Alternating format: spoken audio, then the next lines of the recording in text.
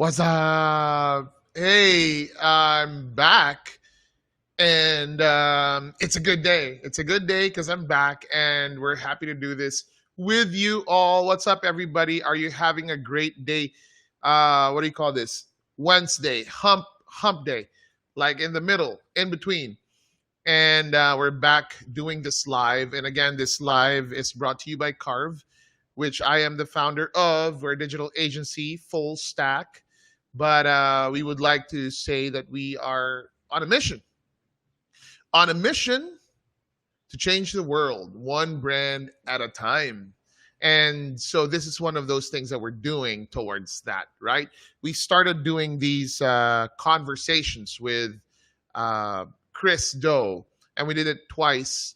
And the objective was just to gather up an audience and share our thoughts, our ideas, concepts, our views, perspectives towards the new normal, which I'm really sick of hearing. We need to have new terminology for this, but and how we can all pivot. But the audience that surrounds us all the time are creatives, agencies, and businesses and brands directly. So that's why the orientation of this live is most of the time towards that. And so I'm excited to do that again today. We're going to talk about design and business and how to specifically a couple of challenges. But before that, I want you to know that what you're watching is another special live because we have a guest. And I guess the name is already on the lower third, so there is no point in introducing. Thank you, Russell. But this guy is an awesome dude, and I have a proper introduction for him. It's he's done many things. He's been in the world of product design. He's coached people. He's consulted. He's been a creative director, a product designer, or product developer. He's done a lot of amazing things, and he started. He's the founder and purveyor of Core, the Core discovery process and system, and he started the school with Chris Doe. And there's many more that I could say, and it would consume the entire live. But let's just go ahead and bring him in. Jose Caballero, everybody. What's up, Jose? Hey, how you doing, man? It's good to be here. Is that namaste, Jose? That's a namaskre. The crazy in me is the crazy in you, man. I'm glad you're the way you are. Hey, man. I love that about you, and thank you for coming on. And as I gave you context about this, we wanted to do this so we can help, and we can actually help people in a way that they look at the situation differently, and they can kind of come up with ideas on how to do this.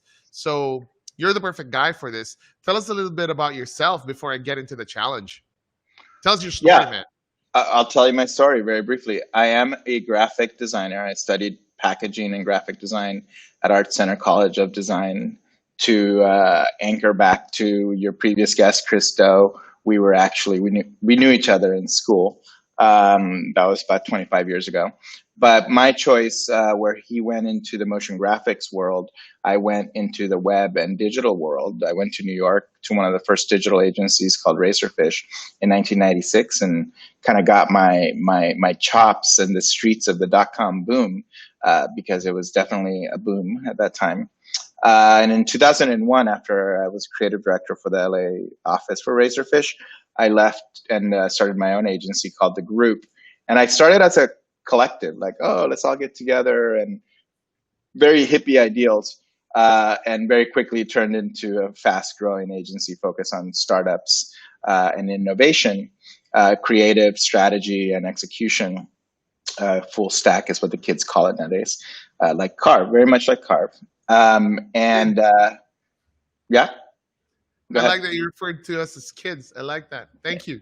I call everybody kids. You could be 65 to 100, and I'll still call you kids. And the challenges of growing and working inside that space were the births of what it became the school. Because I said, you know what? There's so many people in the world, everywhere, globally. From my own country, I'm Puerto Rican, and from the Dominican Republic. My mom's Dominican, my dad's Puerto Rican. So we were Spanish colonies and U.S. protectorates at one point. And so Spanish is my first language, actually. But the point about that is that I said there's so many people out there that need this knowledge. So I decided to start the school in 2009 or 10, around there. And it took me a few years to just warm up and do the research that I needed. And then when I launched a YouTube show called This Week in Web Design on a friend's network so that I could launch the school on that to build an audience, basically, Yeah. back before it was all the rage. And then in about 2012, 13, maybe 12 or 13, I featured Chris on I featured his website on my show for Blind. He's like, "What are you talking about, Willis?" And we ended up having lunch, and we ended up collaborating, and the rest is history. We started, Yep. he joined me to help me build the school, and we built a YouTube channel, and it's now the future. I left 3 years ago, and in the 3 years that I've been Core, I licensed Core to him, and we collaborate very closely to produce Core with his team. But I went to build brand studios. First, a design studio in New York for an incubator at a company called Consensus for a couple of years, and then now I'm building a brand studio for the last year for a company called EO Products, which stands for Essential Oils. So in a way, I'm using all of the tools and all my experience running a digital agency to help companies that are making the transition into this crazy digital world set it up and train their teams and coach them and figure it out. That's my story. Wow. Can it be more colorful? I haven't even told you the Yeah, colorful parts. yeah. Yeah, It's full spectrum color, it's man. full Like that's spectrum color. wow. Okay. That just really affirms the decision to invite you and have you on here to talk about a few things, the challenges that we kind of set up for this show. Like Jose and I, everybody, we had two conversations before this to kind of figure out, okay, how do we, solidify and crystallize the topic? And he was the one who helped me build this show today. Can you believe this? This is amazing, right? To have that opportunity to do that. But like, so we decided, okay, there's three challenges that we want to take on because of the realities that we are facing now, right? And so we'll talk about the realities that we're facing now as well. But the three challenges really that we want to kind of respond to is pivoting. Number one is pivoting to keep clients and keep income coming in. Um, Mostly, I guess, for any kind of business that has some kind of subscription base or kind of a retainer thing, or any kind of projects actually that take place. You could be an agency, you could be a service provider. Second is, how do you pivot to new clients and working remotely? Right, working remotely is very challenging, very different. You lose this whole um, warm bodies in one room kind of situation. So there's like an added layer of difficulty that's presented. And third, how do you what will be a good pivot strategy to maintain growth or remote work, right? How do you continue to grow through this pandemic, or even maybe post pandemic bounce back season, right? Mm-hmm. So that's what we want to kind of figure out and discuss.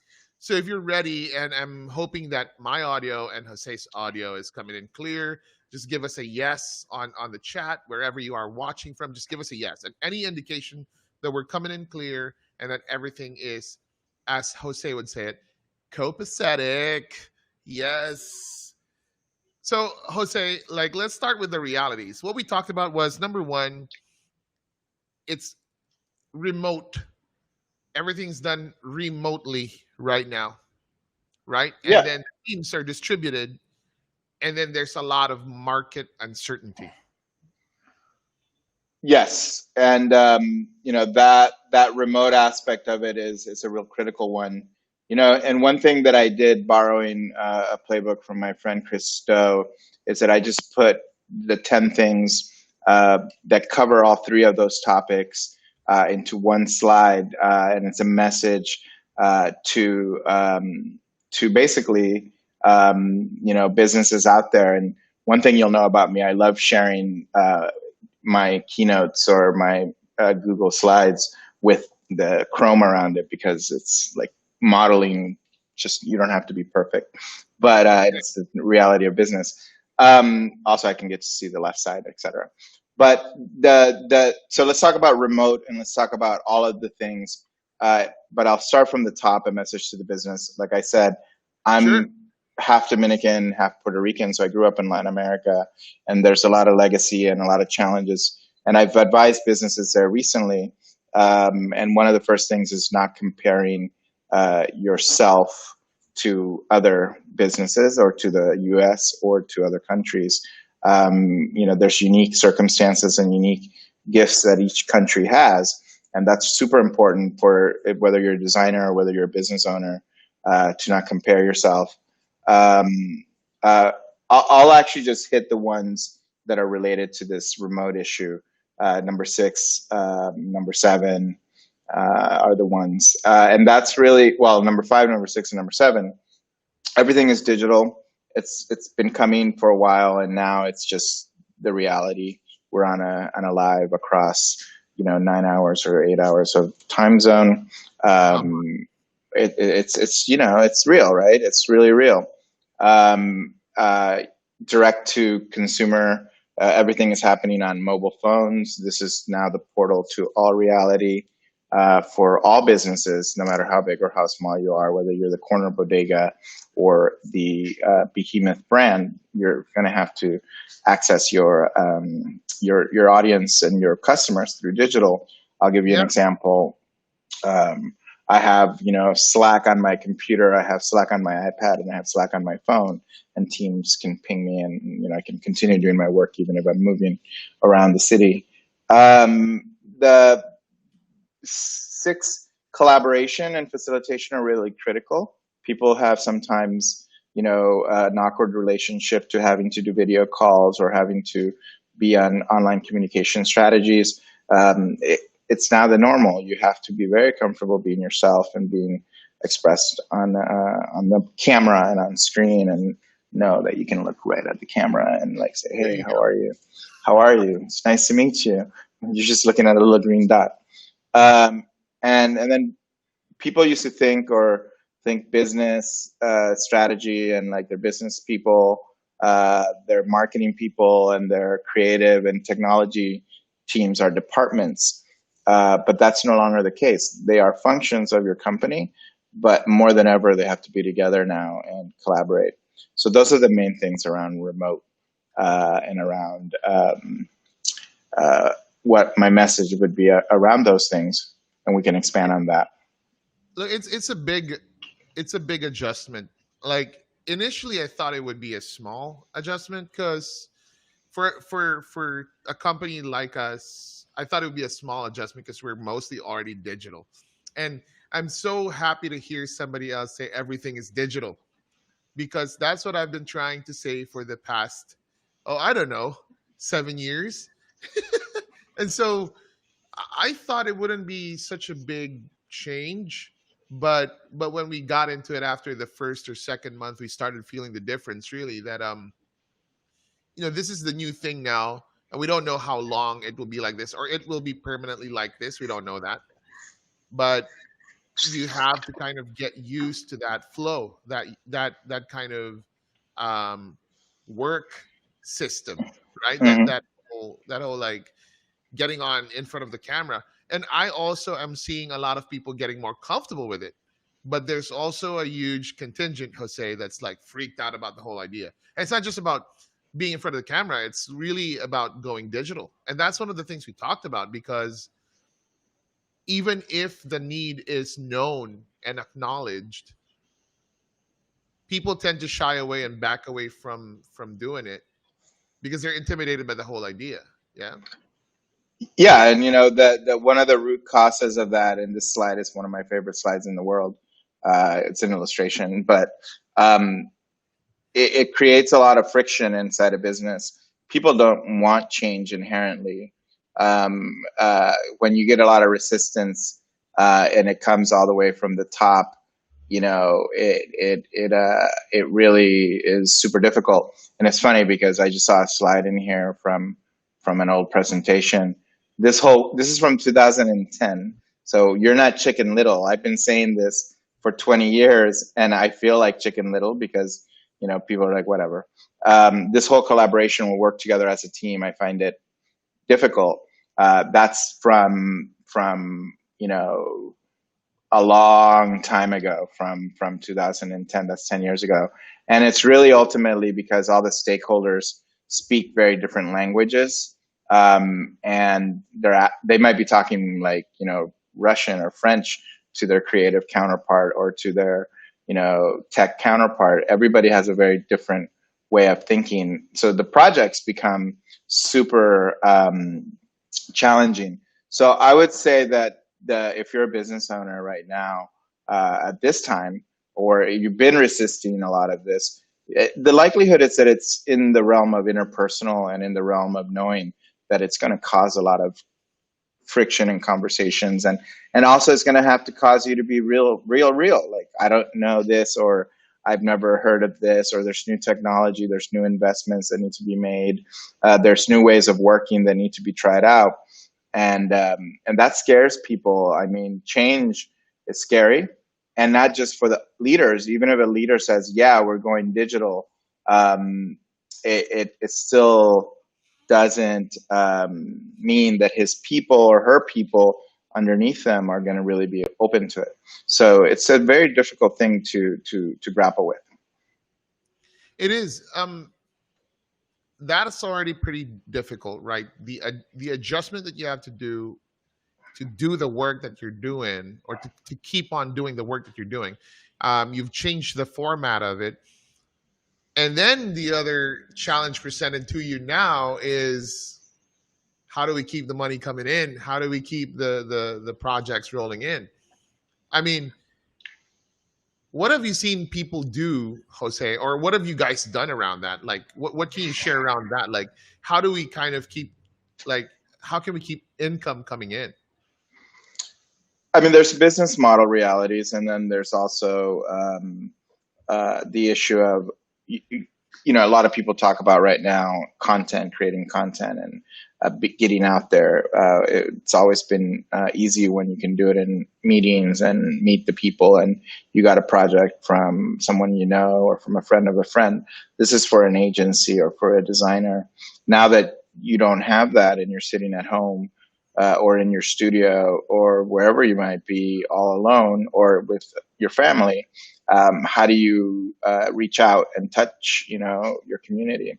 So one thing that social media allows for is to have conversations, but I think the paradigm that most kind of creative business and marketing people have around technology is that it's either personal, it's not business, or it's a way that you can promote your business versus having a conversation about what the challenges are that other businesses have. The case study principle for me is really critical. Like, there's a difference between you can show a case study of what you've successfully done for a company within the digital realm, and there is the showing it by doing it. So like right now, you're showing your community, other creatives and other technology people in your area, or in the world actually, because this is on the internet, that you're doing it, that you're having conversations, and that you're providing value to the community in general. That's doing it, and that's a great example. You're doing it right. Whoa. Um, you're doing it right. And then there is the second kind of aspect of that, which is simply so that's case study is, here's a project we did, here's our portfolio, here are the challenges, here's how we solved it, here are the results in writing. And the other thing is actually going live. This is not my prediction, this is actually what I am doing. I predict, okay, now I'm predicting now. I am predicting, or I'm betting on the fact that we're going to go one step further. So if you look at the distance between when you do a project, when you write the case study, and then promote it to tell the world, hey, this is how we did this, and doing it live with your clients in front of the world, so that there is no gap between when you did it and when people get to see it. Now you're talking, and that's really where we're going next. One dream that I had a long time ago was when I I I imagined in the dream that, I was showing up to work, but it was in like a Grand Theft Auto or Second Life or like MMOG type environment, and I was A just my virtual avatar. environment. Yeah, I was going to the work. I turned on the monitor, poof, and the monitor turned on, and now I have all my stuff in front of me, and here I am sitting all by myself in an office. No one's here because of what's happening, in the U.S. and in the world.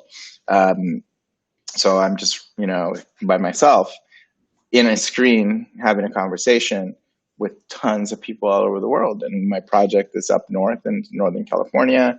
You're, 9 hours, time zone away. So it's a reality. That's now a reality. So the next step is how do we begin sharing a lot more frequently and a lot more live?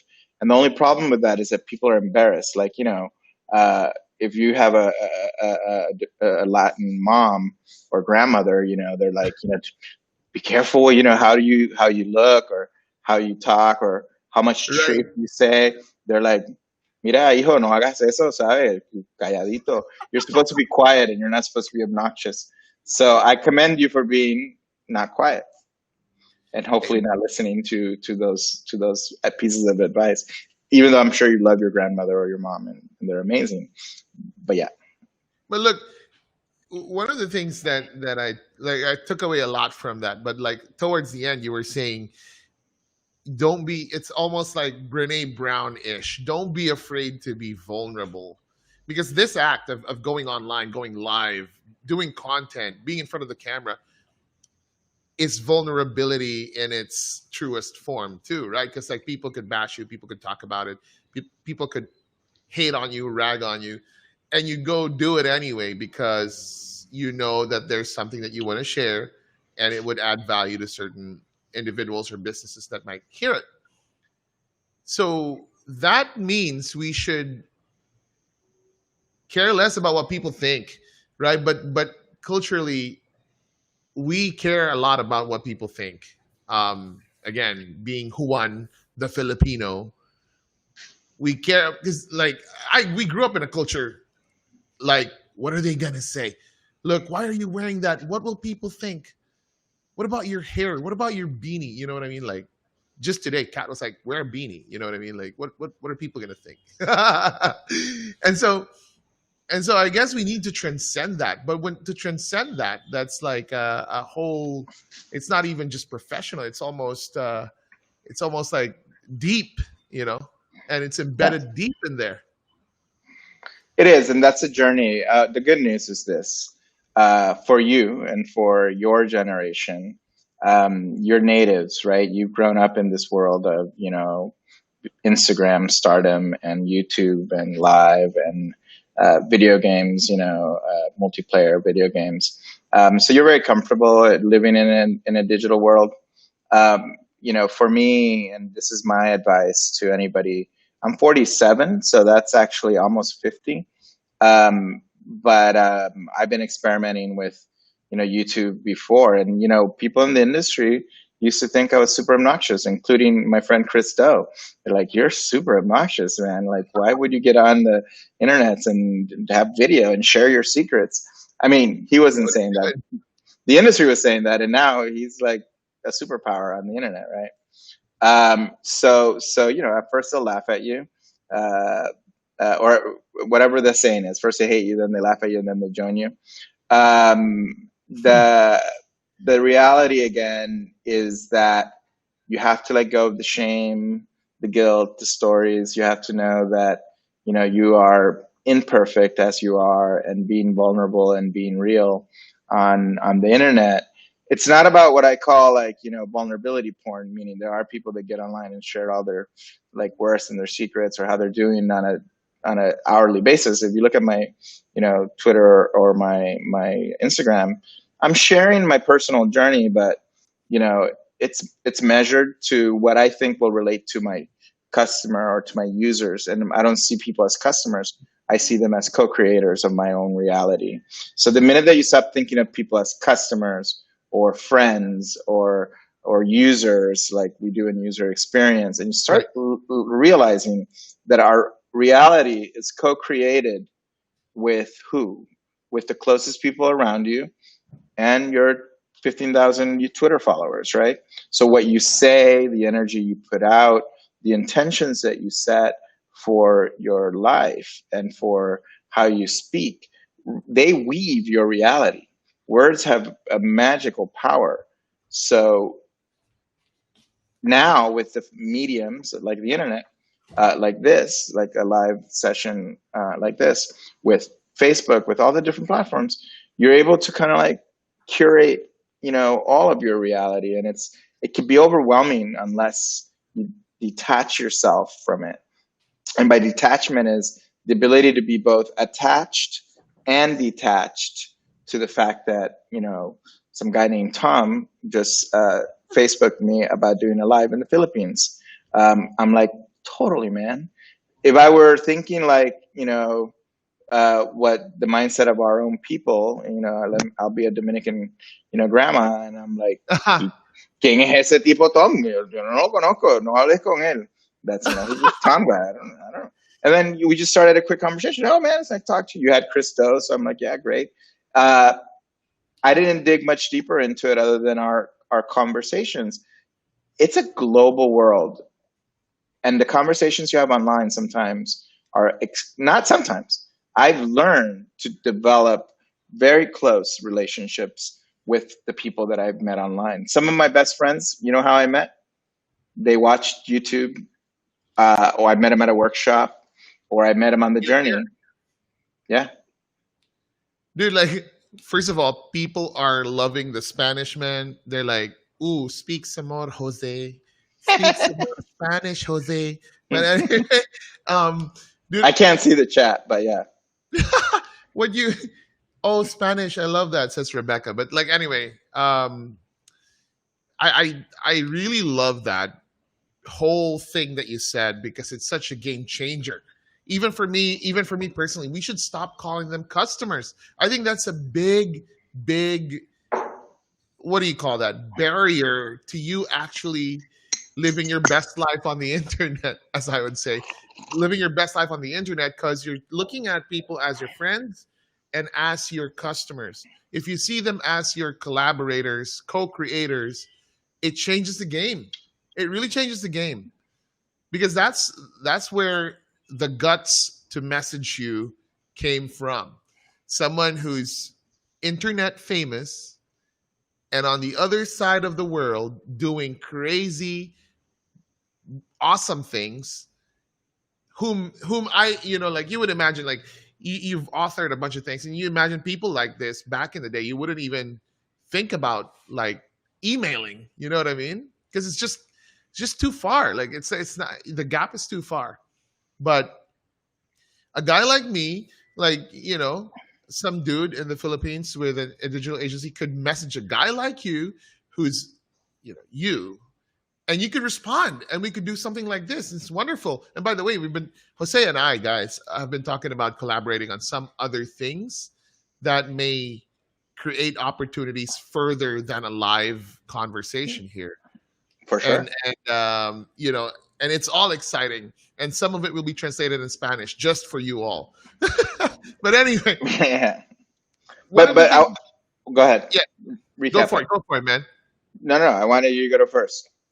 No, because I wanted to go back to your point earlier because it kind of highlighted the one of the bullet points on the slide that said everything is digital. So that would mean if you want continuous income to happen, you have to reimagine yourself as one, a digital company, or at least a digital ready, or a company that is journeying through digital transformation. And then two, you have to see your company or yourself or your business as a content creating company. Is that Yeah. a good like summary from what you said earlier? Yeah. I'm going to tell you a secret, and this is actually a very like, you know, um, crazy kind of secret. The All reason right. why core works, and I'll share this slide of the three things that core does, because it's ultimately just, and again, it's not a promotion of core. I just want to tell you where it comes from and why, right? Dude, by all means, promote core. I don't care, man. Like, it's an awesome thing. People need to know. But listen to this crazy, right? What I noticed as I'm doing digital in my early career, and all of the exercises come from my journey. I didn't actually invent any of the exercises. I just put them together into the three main ones. Um, Me and you, Tom, are the same person. Like, I'm gonna delve a little bit into the spiritual realm, like where there are no like individuals, it's all one consciousness, that whole concept, and people are like, oh, whatever. But here's the truth. If we were to do a user profile of you, you have an agency that does full stack. You have a live show that is sharing, your conversations with people in your industry. Who was that 10 years ago? That was me doing my first show, This Week in Web Design. And the bravery to reach out to interview my favorite people, CEOs, etc., led to all the other opportunities that have made the journey from here to there. So that's really the user definition. What are the people around you and what are their needs? You are one of the customer profiles in the core for core. If I were to show you like when we defined it, it's me 10 years ago.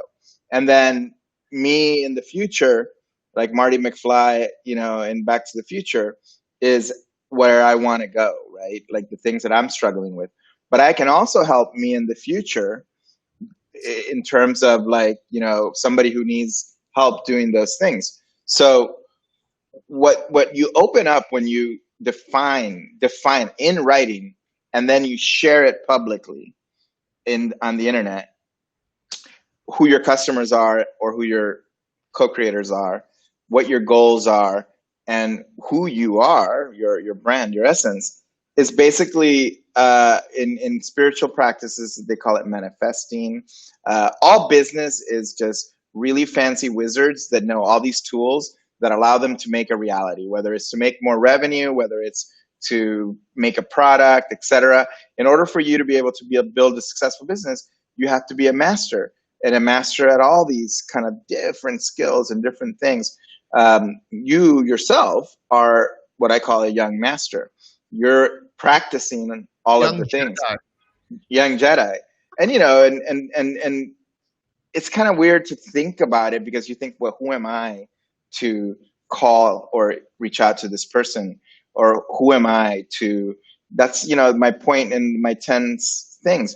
Don't compare yourself. You are you. You are having the experience you're having now, and the only thing that's going to make a difference between you and the future is that you made the choice to write your own story, to do your own journey, to be different, to think outside of the box, to think different, all the cliches that you hear. So that's really ultimately the secret, is that if you do the definition, you write it down, you prioritize it for yourself first, you can like accelerate the creation of the reality that you want. For a minute, I was listening to it and I kind of thought it was an inception of core, a coreception. Yeah. Like, Inception is you similar. The movie is I very similar. then who's he? Yeah. Who's on first? Yeah. It does get like that, but there's so many different versions of you in so many different dimensions doing so many similar things, because like something that people ask when they compare is like, well, but somebody's doing something similar. Yeah, there's other strategy frameworks. Yeah, there's other things that are similar. Everything, there is no original idea. Ideas come in groups. When a culture is shifting, there's everyone's thinking the same thing. There's those who act on it and who put their ideas forward, and those who think about it and just like, imagine it and daydream, and those who take action.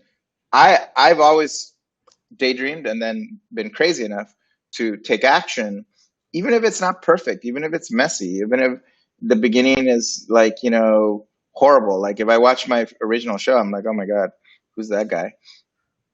How should, like, look, how should one take action? Like, let me draw out a scenario for you. I own a mom and pop bodega style. We call it here. We call it sari sari store here, man. Like a mini grocery in a street corner selling laundry soap, candies, and things like that, and sometimes fruits, newspapers, and things like that. This is like by far one of the types of business that's really far from digital, right? Like, because they're not corporate or anything like that. It's a mom and pop, right? El, Say that. el Pop. colmado, el colmado is what we call it in the Dominican Republic. I lived when I spent summers with my grandmother, Porfiria Perez. God rest her soul, because she passed a few years ago. But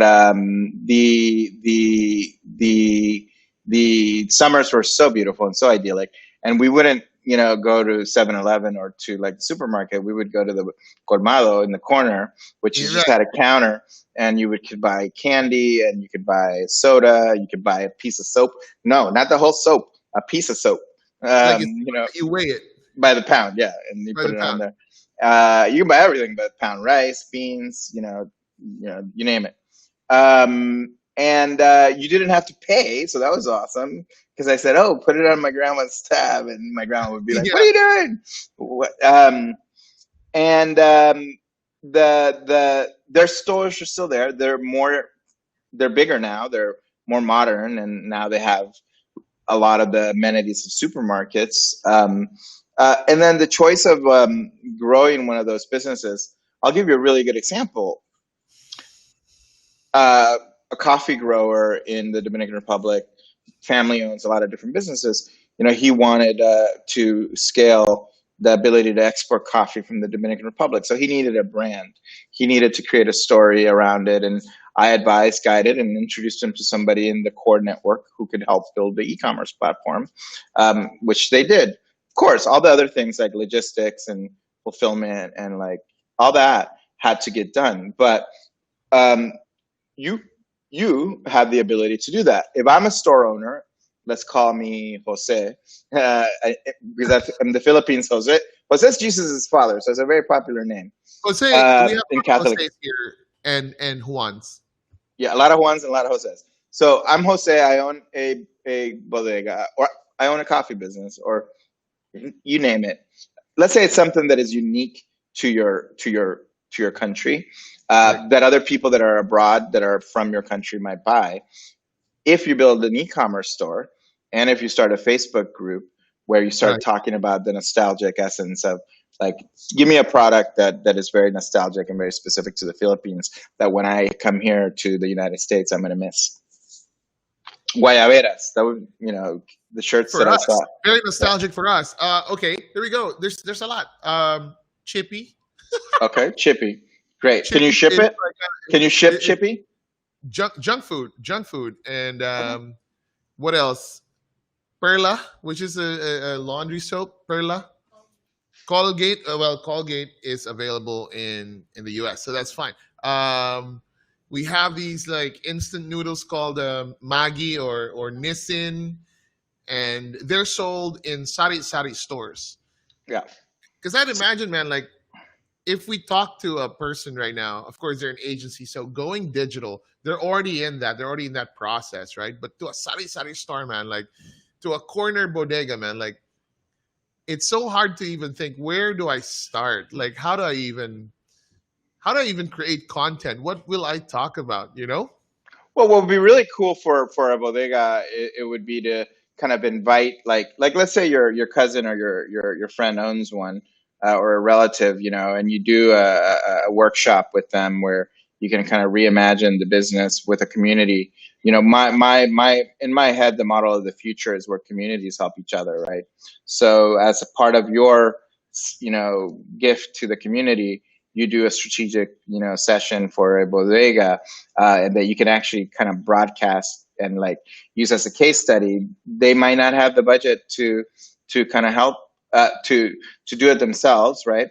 But you have to just choose and prioritize one thing that might be digital and possible, and prototype it in the minimum possible way. I'll give you an example: care packages for friends and family from the Philippines in the rest of the world with all their favorite things from childhood.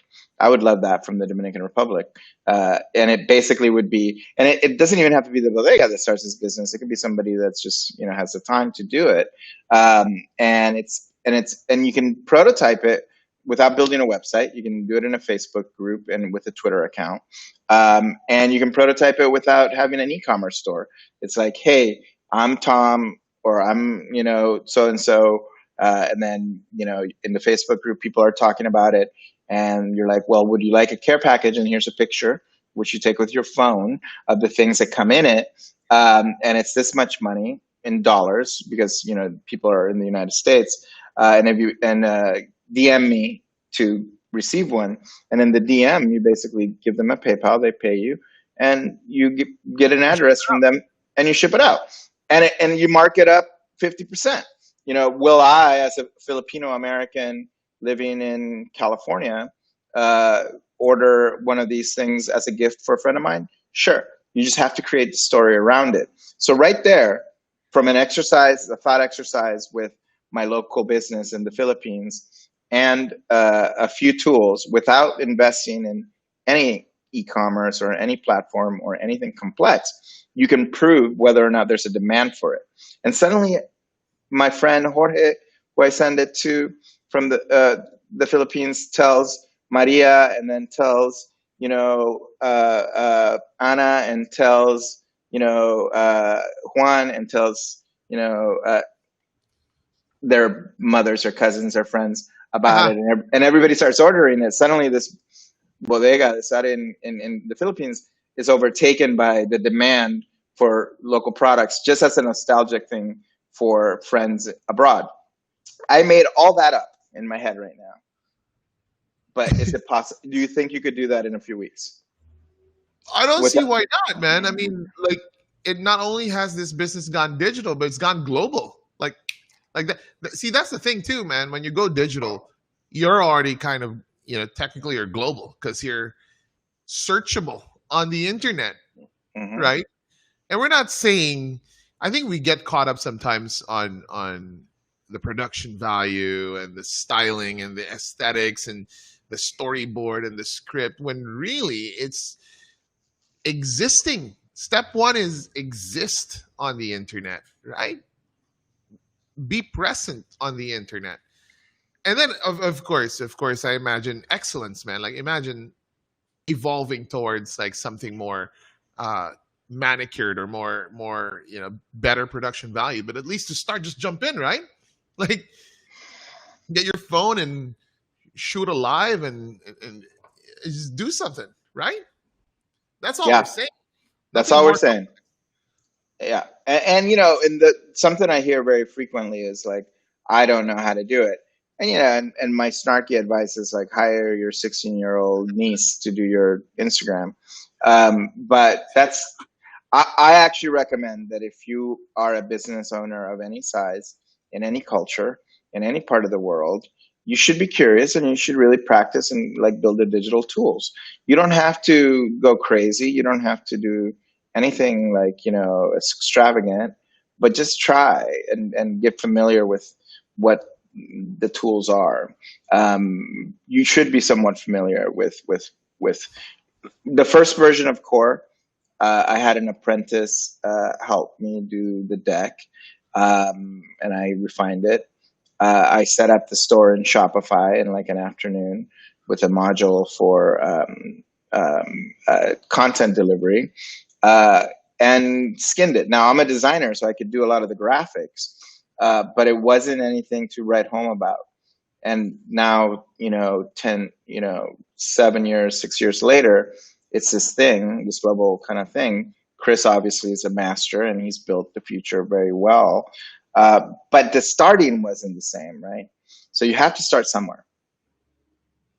Start somewhere, and don't get caught up in the whole, production value, aesthetics of it all, and just start something. And I was talking to, who was I talking to? Start something, just jump in. I remember now. Keone was the one who told me before, back in the day. I asked him, where does one start in going digital or even going social? He said, like, start where it's easy for you and where it's comfortable. And then I added to that, right? You start there and it will naturally and gradually complicate itself for you. So don't complicate it ahead of time, right?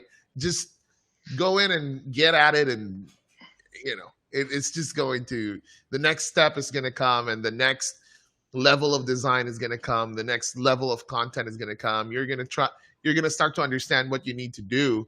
But the point is, just set up a page, maybe just get the page for Facebook, and then maybe put up a cover photo up, just something really straightforward. Really If simple, it's yeah. hard, get your 16-year-old niece to do it, right? Maybe. Everybody knows someone who can could possibly do it for them. Yeah.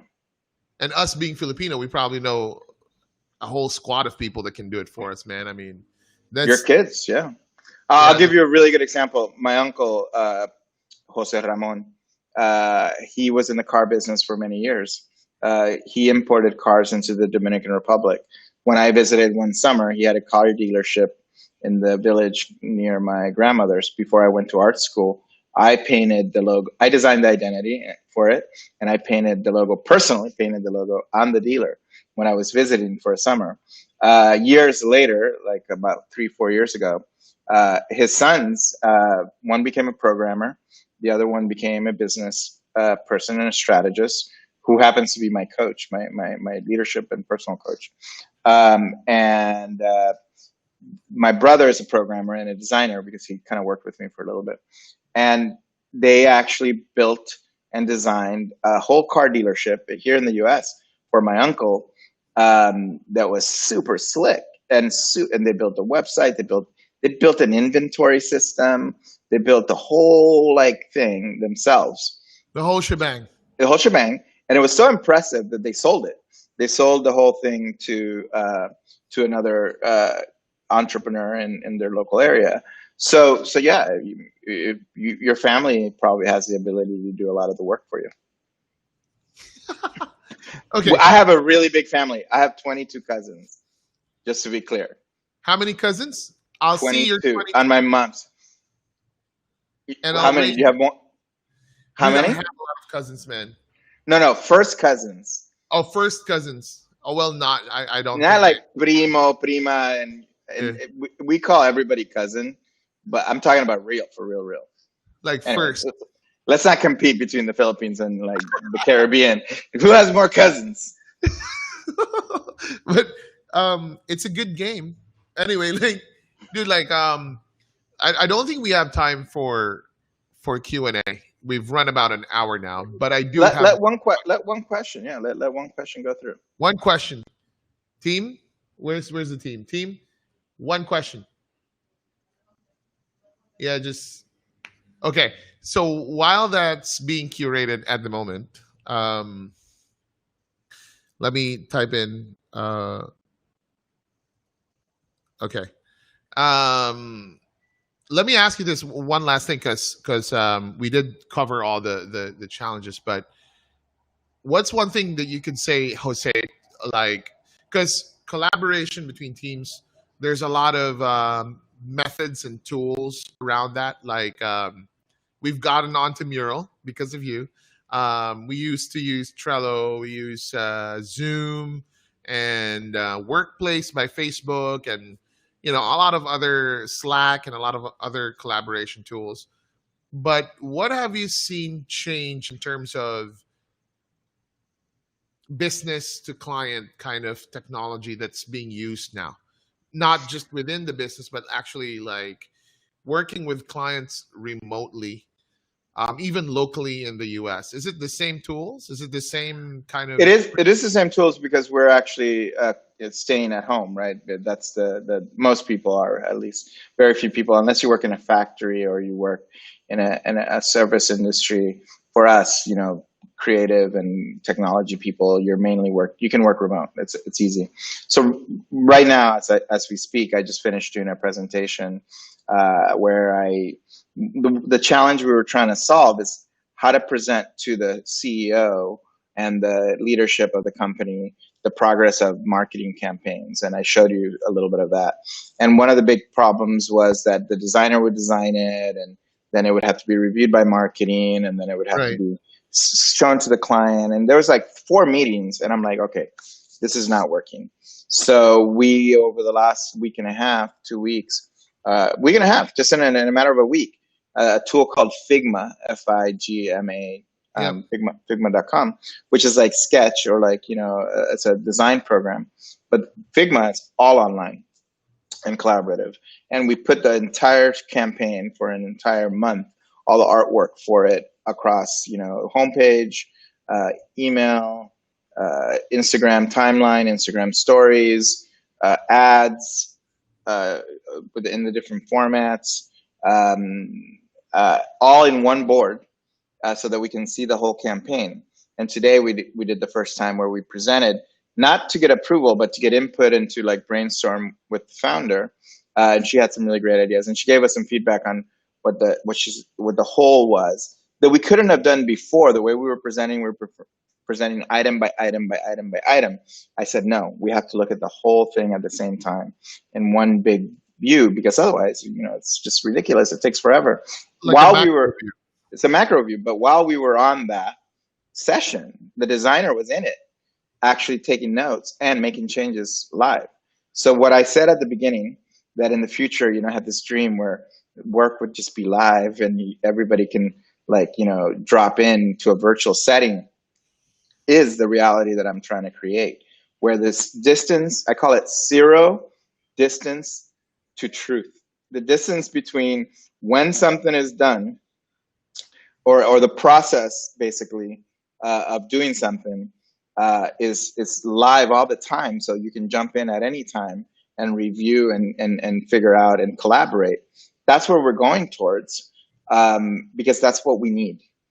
There is no other way to collaborate online at the speed that digital needs to be happening for your business, without letting go of all the old ways. And yes, sir, here's our presentation, and the formality of all that. No, get rid of all that. Everybody's part of the team. Business, marketing, creative, technology, they're all working together in, chat, in Figma, in Mural. It's just, that's the reality, and you got to get comfortable with that as a business owner and as a creative. That's awesome, man. Like, I'd love to delve into that. Was that Everyone? EO, Yeah. Everyone products? Because you showed me that, and you gave me somewhat a short tour around that whole thing. Man, I'd love to do that We can on do a it. Hey, I'm happy to. Hey, better yet, how about this? How about we create a project for us as a sample, and we whoa. share it with everybody? Does that make sense? Let's Like, do that. we create an entire campaign from top to bottom for whatever, for carb, for the system. Doesn't matter. You make it up. Something that's real and that we're going to use. And then your team and the people that are watching you can collaborate and participate and give feedback. Hang on, in an hour. In an No, hour? well, in an hour, we're not going to do the work. In an hour, we're just going to show them the progress. We have to do the pre-work and the work, but it can be done remote and collaboration. Anyway, that's just great. Yes. Crazy And idea. guys, if you're watching this is one of the things that Jose and I were talking about doing. And I guess we could do like a pre-thing for it, where we do it like just us, and then like an in-between thing where we go live and we actually get everybody to share their input. And I think that's pretty darn awesome, man. Because we'll invite all these agencies, all these other designers, creatives that we know in this space, and it's going to be kind of a learning session while it's actually a real project as well. Yeah. Yo, that is something you guys, you heard it from the man. He wants to do it. So let's do it. And second ask from me is, can I invite you to this group, this community that we started on Facebook? And it's just a combination of creatives and different different agencies and businesses, small businesses. Here in the Philippines, it's not a huge group. There's only about 200 plus of us in there, and we just kind of collaborate and share. That's huge. That's very big. It's pretty cool. And then we run webinars every Friday, so that's where I announce it too, and we just keep What adding. time are your webinars on Friday? Oh, dude, it's 4 p.m. our time. Got it. Okay. But if you 'Cause want to I jump run, in, I know, well, I run webinars my Friday. So that's your Saturday in the morning. So I wanted to invite everybody to join because we're going to be doing live circles. We're going to actually be doing like, I put it up on my screen. We're going to be doing every Friday. So look for it on my Twitter and on my, we're going to be doing real projects in circles live. That's my next jam. It's yeah, like, let's just work together. yes, let's do this, man. Let's do this. Okay, a lot of people are saying awesome, OMG, wow, a live collab. Ooh, that'd be awesome. Okay, one question though, one question, and it might be a good thing to talk about on one of our other live sessions too, and in detail. But what is the this coming from the audience, right? What is the success rate of core with businesses, and how is it more essential during this time? Great question.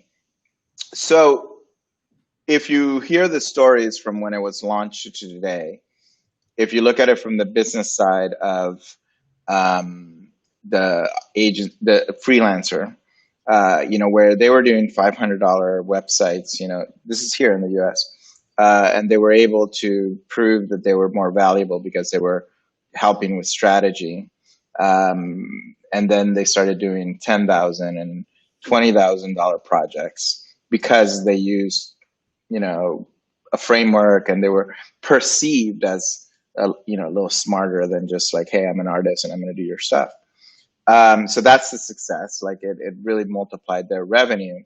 At the business level, I personally started practicing core with my clients that I knew would be able to be successful and that I could stay there and help them for a while. So I'll give you one very brief example. One of the early customers who actually, he wasn't only an early customer, he was an investor, and he's the one who gave me the idea just to put out those 3 exercises. Robert is his name. We used it, and I trained his team to be able to do customer profiles, because most of the tools in core are already available in business in other forms. Everywhere, yeah. Prioritizing your revenue goals is something that companies are going to do anyway. The fact Yeah. that you're involved in it as a designer or as a agency is like, whoa, okay, you guys are consultancy. That's pretty fancy. But I taught their team how to do it. They've scaled and grown. I've used core to launch many startups and that are still around. Startups primarily, in general, startups have a fairly large mortality rate. Tech startups, not just general businesses. But I'm in the last 3 years, every single one of the startups that I've personally chosen, because they're people that I knew that asked me for help, has been able to successfully do core and do their brand and do their product, and they're doing very well and have raised multiple rounds. So for me personally, I've been able to successfully translate it. But here's the secret. You have to do it a lot of times, over and over and over and over again, to get to the point to where, as a creative or as an agency, you have the ability to control the course of the project.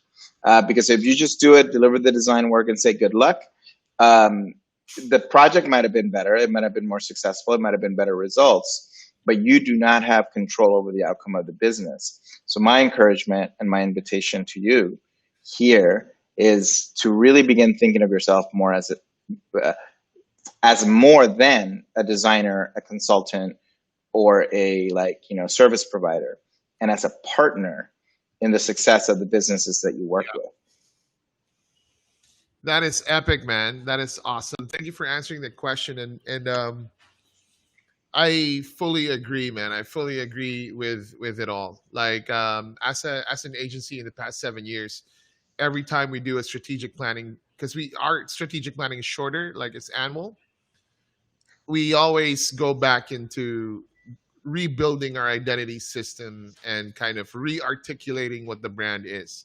And we're going through such a thing right now in this season, which is kind of weird to do in this season, but like also I think the more reason to do it in this season because we're facing a new world, a new kind of customer. We have to become a new version of ourselves that is appropriate for it, right? So And here's one last thing, and one more thing. I love that. The other, Yes. the other part of that question was, and how is it applicable to today?